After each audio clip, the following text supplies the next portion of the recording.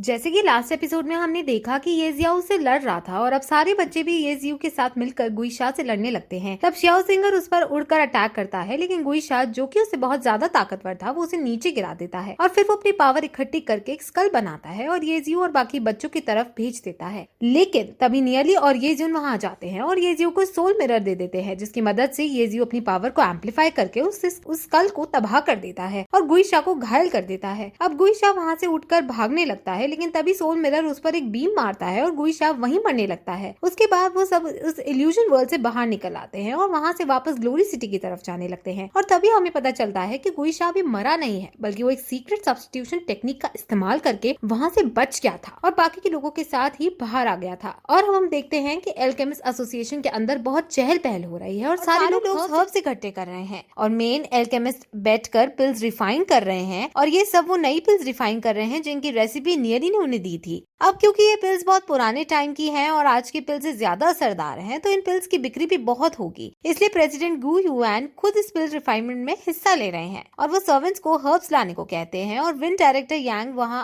खड़े होकर सबको मोटिवेट करती हैं और कहती है कि इन पिल्स पर अब एल्केमिस्ट एसोसिएशन का फ्यूचर टिका है। अब जो पिल्स बनकर तैयार होती हैं वो सोल नरिशिंग पिल्स और सोल कॉन्सेंट्रेशन पिल और दोनों ही कल्टीवेशन के लिए बहुत असरदार है। अब एल्केमिस्ट एसोसिएशन इन पिल को बेचना स्टार्ट करते हैं और लोग इन पिल्स के प्राइस देखकर उन पर डाउट करते हैं, क्योंकि ये पिल्स 20,000 और 40,000 कॉइन्स की थी। लेकिन तभी डायरेक्टर यांग वहां आकर उन्हें पिल्स की ताकत दिखाती है, जिसके बाद सारे कल्टीवेटर्स उन पिल्स को लेने के लिए लड़ने लगते हैं और देखते ही देखते ये पिल्स पूरी ग्लोरी सिटी में फेमस हो जाती हैं। यहाँ तक कि सेक्रेट फैमिली के लोग भी इन पिल्स को खरीदने के लिए लाइन में लगते हैं। वहीं दूसरी तरफ ग्लोरी सिटी के 3 ताकतवर फैमिली में से एक डिवाइन फैमिली भी एल्केमिस्ट एसोसिएशन के साथ बिजनेस डील करने आई है, लेकिन डायरेक्टर यांग उन्हें बताती है कि अभी सारी पिल्स लॉर्ड येमो ने मंगा ली है। तब डिवाइन फैमिली डायरेक्टर यांग से अगला पिल्स का बैच उनके लिए रखने को कहती है और एसोसिएशन को बहुत सारी हर्ब्स में पेमेंट करती है, जिसे देखकर डायरेक्टर यांग खुश हो जाती है और उनकी इस बात को मान लेती है। अब वहीं शेन्यू अपने लोगों को सोल कॉन्सेंट्रेशन पिल दिखा रहा होता है, जिसे देखकर वो कहते हैं कि इन पिल्स की सहायता से शेन्यू जल्द ही 200 सोल फोर्स पा लेगा और वो नियली को मजा चखा पाएगा। अब इसके बाद हम देखते हैं कि अगले दिन सारे बच्चे और टीचर स्कूल के ग्राउंड में खड़े हैं, जहाँ नियली की क्लास के बच्चों का आज एग्जाम है और यहाँ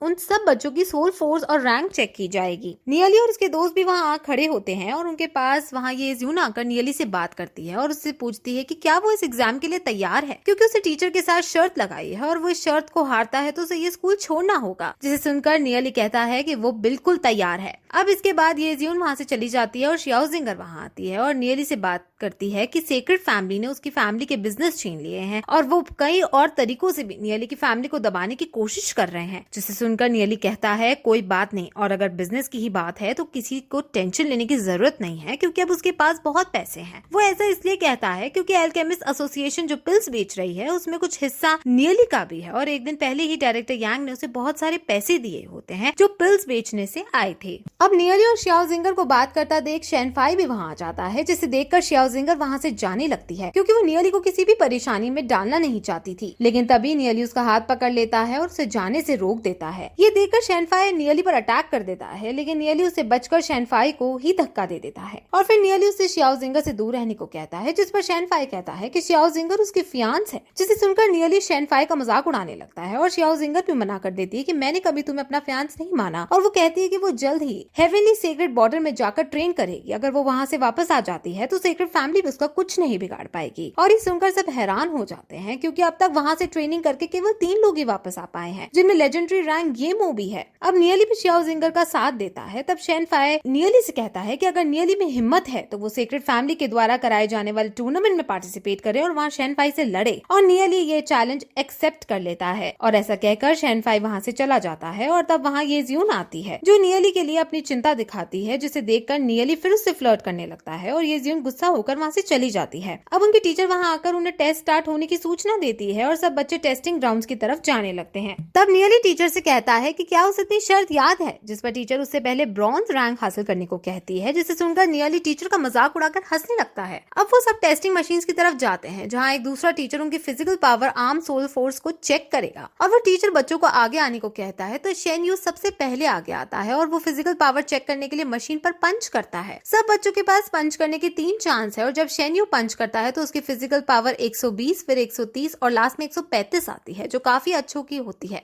बहुत सारे बच्चों कि 110 तक भी नहीं पहुंच पाती। अब शेन्यू अपनी सोल पावर चेक करने के लिए आगे बढ़ता है तो क्रिस्टल पर हाथ रखता है जहां उसकी सोल पावर 115 आती है और टीचर उसे एक स्टार ब्रॉन्ज स्पिरिचुअलिस्ट बनने पर बधाई देता है। अब उसकी ये रैंक देखकर वाइस प्रिंसिपल और एक सीनियर टीचर खुश होते हैं और कहते हैं कि सीक्रेट फैमिली के बच्चे वाकई में जीनियस होते हैं। वो ऐसा इसलिए कहते हैं क्योंकि स्कूल स्टार्ट होने के 2 महीने के अंदर ही किसी बच्चे का ब्रॉन्ज रैंक 1 पर पहुंचना बहुत ही मुश्किल होता है और हर साल केवल 3 या 4 बच्चे ही ऐसा कर पाते हैं। अब इसके बाद लियो पाओ आगे बढ़ता है और 3 बार पंच करता है जिसे देखकर पूरा स्कूल चौंक जाता है क्योंकि उसकी फिजिकल पावर पहले पंच में 265 निकलती है, फिर दूसरे पंच में 325 और लास्ट में 370 निकलती है। और ये देखकर शेन यू को गुस्सा आ जाता है, लेकिन शेन यू कहता है कि फिजिकल पावर ज्यादा होने से कुछ नहीं होता, एक डीमन स्पिरिचुअलिस्ट होने के लिए सोल पावर ज्यादा होनी चाहिए। उसके बाद लियो पाओ सोल रैंक चेक करने जाता है तो उसका 367 पर आता है, यानी कि लियो पाओ 3 स्टार ब्रॉन्ज स्पिरिचुअलिस्ट है और 4 स्टार ब्रॉन्ज स्पिरिचुअलिस्ट रैंक से थोड़ा ही दूर है। ये देखकर वाइस प्रिंसिपल भी चौंक जाते हैं और उसे सीधे जीनियस क्लास में प्रमोट कर देते हैं जो केवल कुछ खास बच्चों के लिए होती है और इसमें सभी बच्चे 1 साल की पढ़ाई के बाद जब वो सिल्वर रैंक पर पहुंच जाते हैं तब जाते हैं। वो लियो पाओ को अभी से जीनियस क्लास में इसलिए प्रमोट करता है क्योंकि लियो पाओ केवल 2 महीनों में ही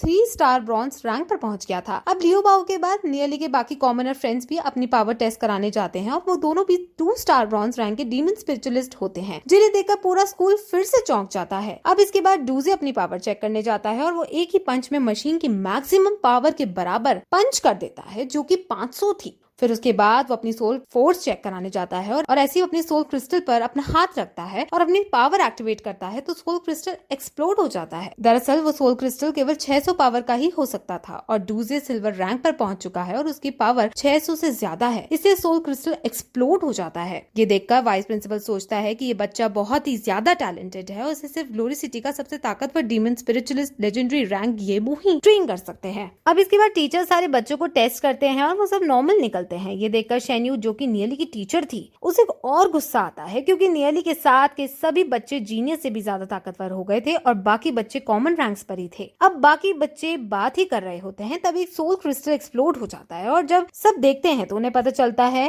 कि ये जियून की पावर भी 600 से ऊपर हो चुकी है, वो सिल्वर रैंक पर पहुंच चुकी है। और अभी सब बच्चे ये जियून के बारे में बात कर रहे होते हैं कि तभी सोल क्रिस्टल फिर से एक्सप्लोड हो जाता है और जब उस तरफ देखते हैं तो उन्हें पता चलता है कि इस बार ये शियाओ जिंगर की वजह से हुआ है और शियाओ जिंगर भी सिल्वर रैंक पर पहुंच चुकी है। अब सब बच्चों को देखकर तारीफ करते हैं और कहते हैं कि नए बैच में केवल सीक्रेट फैमिली के बच्चे ही सिल्वर रैंक पर नहीं पहुंच पाए हैं, वरना बाकी दोनों बड़ी फैमिली के बच्चे और यहाँ तक कि कॉमनर भी सिल्वर रैंक पर पहुंच गया है और सीक्रेट फैमिली के बच्चों ने अपनी फैमिली की नाक कटा दी है। अब इसके बाद नियली आगे आता है और वो स्टेज पर चढ़ता है। उसके बाद नियली 3 बार पंच करता है और हर बार उसके पंच की पावर केवल 100 पर आकर ही रुक जाती है। बाकी सबको ये अजीब लगता है कि तीनों बार इसकी पावर एग्जैक्ट 100 पर आकर ही कैसे रुक जाती है, लेकिन सब उसे इग्नोर कर देते हैं। लेकिन नियली के दोस्त समझ जाते हैं कि नियली ऐसा जानबूझकर कर रहा है। वो ऐसा इसलिए कर रहा होता है क्योंकि उसने टीचर से शर्त लगाई थी अगर उसकी पावर 100 पर पहुंच जाएगी तो टीचर को स्कूल छोड़ना पड़ेगा और इसलिए नियली उसका मजाक उड़ाने के लिए हर बार अपनी पावर को 100 तक की ही लिमिट पर रखता है। ये देखकर वाइस प्रिंसिपल भी चौंकता है क्योंकि अपनी पावर को इस लेवल तक कंट्रोल करना बहुत मुश्किल होता है, लेकिन नियली ने ऐसा कर लिया था। उसके बाद नियली अपनी सोल पावर को चेक करने जाता है और वो भी केवल 100 पर ही आकर रुकती है।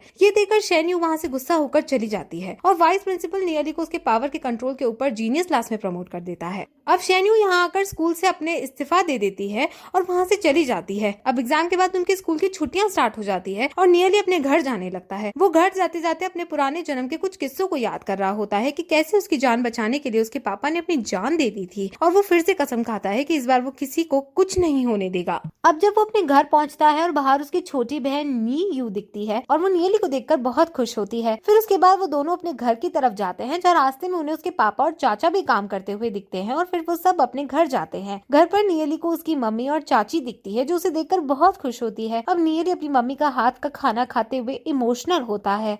उसके बाद जब उसके पापा उसी रैंक के बारे में पूछते हैं तो उन्हें बताता है कि वो 1 स्टार ब्रॉन्ज रैंक पर है, जिसे सुनकर उसके घर वाले बहुत खुश होते हैं। उसके बाद उसके घर वाले उसे बताते हैं कि कैसे सीक्रेट फैमिली के लोगों ने उनसे उनके बिजनेस छीन लिए हैं, लेकिन एल्केमिस्ट एसोसिएशन वालों ने उनकी मदद की है। उसके बाद नियली रात को माउंटेन्स के पीछे ट्रेनिंग करने जाता है जहाँ हमें पता चलता है कि वो ब्रॉन्ज रैंक 1 पर नहीं बल्कि 5 पर है और वो जल्दी ही सिल्वर रैंक पर पहुंच जाएगा। और जब कोई डीमन स्पिरिचुअलिस्ट सिल्वर रैंक पर पहुंच जाता है तो वो कोई भी डीमन सोल फोर्स अपने अपने अंदर एब्जॉर्ब कर सकता है। इसे नियली किसी सीक्रेट टेक्निक का यूज करके ट्रेनिंग करता है और पिल्स लेकर वो सिल्वर रैंक पर पहुंचता है। नियली सिल्वर रैंक पर पहुंचने के बाद एक लैम्प निकालता है जिसके अंदर एक डीमन सोल होती है। ये वही लैम्प होता है जो उसने अपने एडवेंचर के दौरान ड्यून्स के अंदर मिला था और इसके अंदर शैडो डेविल की डीमन सोल होती है। इस सोल की खासियत होती है कि एक नाइटमेयर टाइप डीमन सोल है जो रात में बहुत ताकतवर होती है और ये एक ही बार में अपने दुश्मन को मार सकती है और ये डीमन सोल अपने यूजर को गायब भी कर सकती है। इसी कारण से ये डीमन सोल असैसिनेशन और किसी से छुपने के लिए भी बेस्ट है और नियली इसी कारण से इसे अपनी पहली डीमन सोल चुनता है। अब नियली अकेला बंदा होता है जो अलग अलग 7 डीमन सोल को एब्जॉर्ब कर सकता है, तो वो अलग अलग एट्रीब्यूट की सोल लेना चाहता है। अब शैडो डेविल की सोल को अपने अंदर एब्जॉर्ब करने के बाद वो उसे यूज करता है और उसकी ताकत को ट्राई करके देखता है और इससे वो बहुत खुश होता है। तभी नियली की छोटी बहन नीयू भी वहाँ आ जाती है जिसे देखकर नियली अपनी डीमन सोल को वापस बुला लेता है। अब नीयू उससे ट्रेनिंग करने को कहती है जिस पर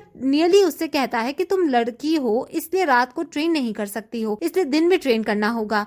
और इसके बाद वो नीयू को एक सोल क्रिस्टल देकर उसकी पावर चेक करता है। अब नीयू के छोटे होने के बाद भी वो बहुत टैलेंटेड होती है और उसकी सोल पावर अभी से 32 होती है, लेकिन उसके पास हेवनली मार्क्स फैमिली की स्पेशल फिजिक होती है जो कि बहुत रेयर है। लेकिन इस फिजिक को किसी ने बहुत सालों से ट्रेन नहीं किया और क्योंकि इसको कैसे ट्रेन किया जाए इसकी टेक्निक्स बहुत पहले ही खो गई थी, इसलिए नियली उसे अब उसकी कंडीशन के हिसाब से एक टेक्निक सिखाता है और उसे कहता है कि तुम्हें सीक्रेट रखना होगा और इसके बारे में तुम किसी को नहीं बता सकती। जिसे सुनकर नीयू खुश हो जाती है और एक जगह बैठकर प्रैक्टिस करने लगती है। तभी नियली को वहाँ कुछ फील होता है और वो अपनी डीमन सोल को चेक करने के लिए भेजता है और तब उसे पता चलता है कि डार्क गिल्ड के लोग उसे मारने के लिए यहाँ आए हैं। इसलिए अब नियली नीयू को उठाता है और उसे कहता है कि जल्दी अंदर जाओ और गार्ड को बता दो कि डार्क गिल्ड के लोग यहाँ आ गए हैं और सब तैयार रहें। ये सुनकर नीयू वहाँ से चली जाती है और नियली अपनी डीमन सोल के साथ मर्ज होकर उनसे लड़ने जाता है। अब डार्क गिल्ड के 3 मेंबर होते हैं और वो अकेला तो अपनी पावर से छुपकर सही मौके का इंतजार करता है और जैसे ही एक बंदा बाकी लोगों से अलग होकर आगे चेक करने आता है तभी नियली उसे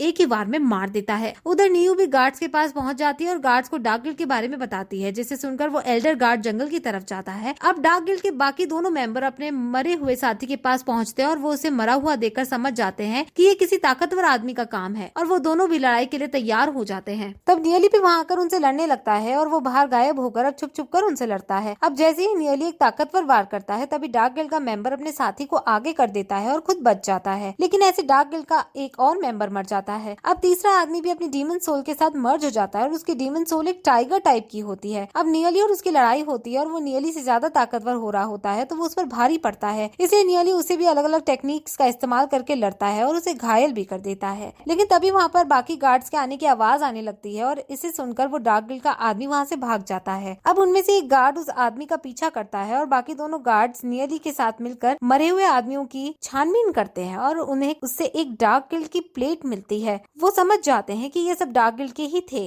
अब तीसरा गार्ड भी वापस आ जाता है और बताता है कि डार्क गिल्ड का आखिरी मेंबर भाग गया और वो उसे पकड़ नहीं पाया। इसके बाद वो मरे हुए आदमी को उठाने को कहता है और नियली से कहता है कि तुम यहाँ थे और तुमने ये सब देखा है तो तुम्हें पैट्रियार्क के पास चलकर उन्हें ये सब बताना होगा, जिस पर नियली उन्हें साथ चलने को तैयार हो जाता है और इसके साथ ये एपिसोड यहीं खत्म हो जाता है।